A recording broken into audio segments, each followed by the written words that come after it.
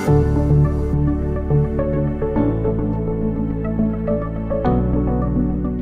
of all, I want to thank Twaweza for these reports on Sauti is wananchi. They have helped us so much as an institution, government, because out of those reports we find out what is the status of people's access to information. In them we find out the different kinds of methods people are using to communicate and access information. For example, in one of the reports we found out how many people, for example, listen to radio, what types of, or what ages listen to radio, what ages listen to television, what ages listen to other media forms. For example, maybe they use their own local kind of methods like meetings in their communities, and also what kind of ages use social media. Now, this classification of how people access information is helping us so much as a ministry, because we use that kind of information now to know what kind of things we should be putting in our policy, what communication channels are favorable for which group of people.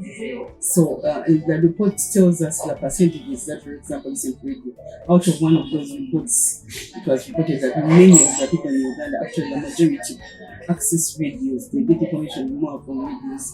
So we know that now when we are packaging our messages, we should charge it radio, for example. Then it also looks at the age group.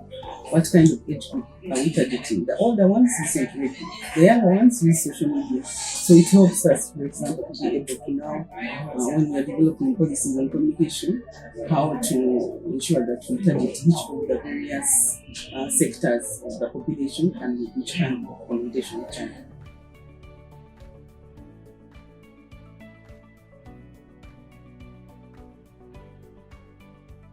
And I just want to give a specific example of how that data has helped us. For example, recently we have been involved with the communication policy.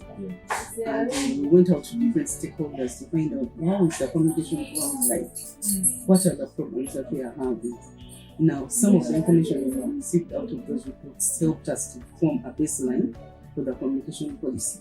So we used that, we benchmarked on those reports to be able to know the statistics we have currently in our country.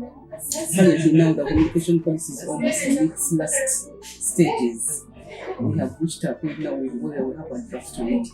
And we have some statistics that we do from what we pick from the Sauti data, which is very useful to us, and it has helped us as a baseline to know the status of people and how they access information in our country. As I said before, that data gives you a segregation of how people listen, how people access information, and what are the gaps they have.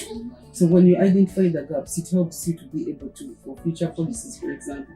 Now we have a communication policy, but in the future, we are going to now get different organizations coming up with communication strategies. I remember that there's a time when they presented us their reports, and we identified some gaps. We actually telling them maybe they can be more specific now in looking at certain types of the populace who are not sometimes are disadvantaged. For example, I don't want to say that women are disadvantaged, but in certain settings you find that for them there's a way they need specific attention because of how they access communication channels. For example, they are busy from morning up to evening.